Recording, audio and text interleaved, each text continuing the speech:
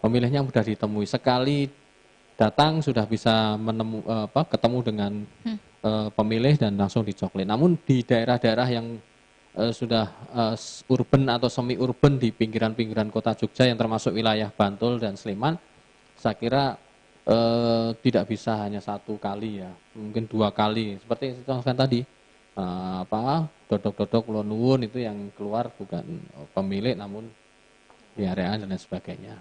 Sehingga saya kira perlu 2-3 kali PPDB itu menghadiri atau mengunjungi pemilih kita yang ada di daerah-daerah yang agak urban atau semi urban tadi. Gitu. Ini kan coklat di masa pandemi ini kan tentunya berbeda ya Pak dengan coklat-coklat yang pada pemilu sebelumnya nih Pak. Mungkin kendala-kendalanya ini seperti apa sih Pak kalau pada saat ini? Iya, kalau dari informasi dan cerita dari teman-teman memang tadi sudah saya sampaikan tidak bisa ketemu dengan pemilih sekali, 2 kali ya, harus sampai bahkan 3 kali ketemu dengan pemilih yang harus dicoklit. Dan kemudian yang menjadi tapi ini kan semangatnya luar biasa, harus menggunakan masker, harus menggunakan face shield, itu harus ada, pakai topi, pakai ban lengan, itu sudah ada problem psikologi sendiri bagi yang tidak terbiasa ya. Jadi dia kemana-mana sudah identitasnya sudah diketahui, pakai ban lengan PPDB, pakai topi PPDB, masih pakai face shield, masih pakai masker, masih pakai sarung tangan itu. APD lengkap begitu ya Pak ya. Itu repotnya memang ketika pakai sarung tangan gitu, sarung tangan plastik, ketika mau buka, menulis atau membuka stiker itu sudah ini sudah sulit sekali itu ya, harus lepas dulu. Nah, itu hal-hal sepele yang dirasakan oleh PPDB kita, namun luar biasa. Itu kerja-kerja yang harus kita hargai, hormati, karena sesungguhnya Bapak Ibu dan saudara-saudara PPDB itu sedang merawat hak konstitusional warga negara, hak untuk memilih tadi. Oke, terima kasih Pak Wawan. Kita akan menyapa Tribuners dulu. Selamat sore Tribuners, terima kasih sudah bergabung dalam live streaming Tribun Jogja pada sore hari ini. Dan terima kasih juga untuk Tribuners ini yang sudah memberikan pertanyaan. Ada beberapa pertanyaan yang masuk, kita akan membacakan dan akan langsung dijawab oleh Pak Wawan. Pertanyaan pertama dari Pak Winarso. Ketika pilkada diundur ke Desember 2020, tentu akan ada penambahan pemilih baru, utamanya mereka yang masuk usia pemilih. Estimasinya berapa ya Pak? Terima kasih. Iya, sebenarnya data itu sudah ada di dalam database Dukcapil ya, karena sebenarnya kan KPU itu kan sebagai user ya. Jadi saya ingin cerita dulu mekanismenya. Jadi model A yang digunakan coklit oleh PPDB itu kan sebenarnya sumbernya dari DPT Pemilu 2019 ditambah DP4 yang sudah dimutakhirkan oleh Dukcapil. Nah, sebelum Covid ya hanya 2 sumber itu. Nah, setelah Covid maka kemudian data itu ditambah, diupdate dengan data-data pasca DP4 diupdate itu ya. Nah, terkait dengan angka jumlah pemilih baru atau pemilih milenial, memang karena ini prosesnya masih berjalan, saya belum bisa memberikan angka secara ya meskipun kalkulatif ya, namun saya belum bisa menyampaikan berapa angka sesungguhnya karena prosesnya kan masih berjalan itu ya. Sampai tanggal 13 baru kemudian nanti setelah DPS baru bisa kita olah lagi.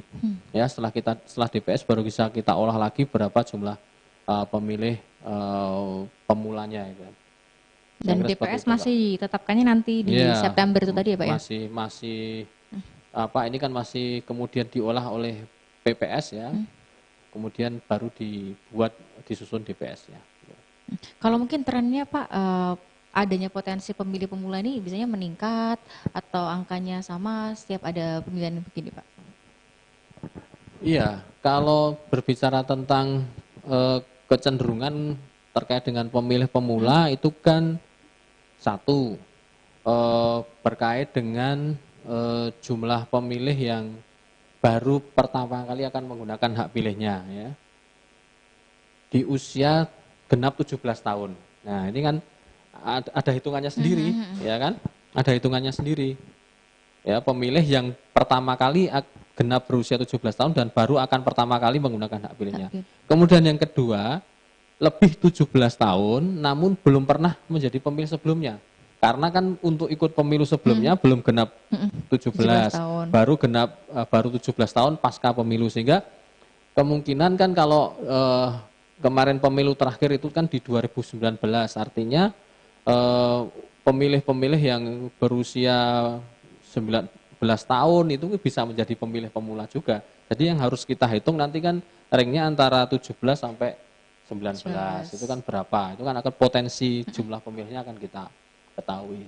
Oke, terima kasih Pak Wawan. Kita akan membacakan pertanyaan dari Tribuner selanjutnya. Ini yang ada dari Veronita_77.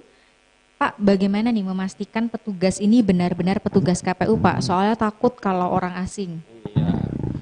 Petugas KPU itu dilengkapi dengan topi dan ban lengan, bertuliskan PPDB, kemudian menggunakan APD dan dibekali dengan surat tugas. Ya, jadi kalau ragu-ragu silahkan ditanyakan itu mana surat tugasnya. Ya, kalau surat tugasnya dari PPS atau PPK ya, PPS ya, panitia pemungutan suara, maka kemudian benar itu adalah PPDB.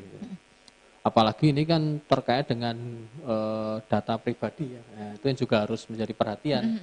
Kami juga dari KPU juga sangat hati-hati karena ini mengelola data pribadi, jangan sampai data pribadi pemilih itu bisa dipegang oleh orang-orang yang tidak bertanggung jawab. Itu menjadi komitmen kita juga. Oke Pak, kalau ini Pak terkait tadi yang coklit dari rumah ke rumah nih Pak ya, petugas itu mendatangi itu apakah ada jam-jam tertentu Kak atau bagaimana tuh Pak? Kalau jamnya tidak ada ketentuannya, tapi menyesuaikan dengan kondisi masing-masing ya. Jadi mungkin kalau yang daerah rural di pedesaan misalnya itu mungkin bisa mengetahui keluarga ini kan rata-rata di rumah pagi atau siang atau sore. Kalau di perkotaan juga mungkin kalau pagi siang sore belum ketemu, rata-rata malah di rumah malam. Sehingga coklitnya malam biasanya seperti itu Pak ya. Itu kan kondisional ya, harus memahami situasi kondisi di masing-masing daerah yang berbeda-beda. Oke. Ini masyarakat atau pemilih ini sebenarnya mereka bisa nggak sih Pak mengecek apakah saya itu sudah terdaftar dalam daftar pemilih itu Pak ya? Apakah mereka tuh bisa mengecek secara mandiri begitu Pak? Iya, betul Mbak Noris ya. Di Tribuner silahkan nanti kunjungi portal web lindungihakpilihmu.kpu.go.id.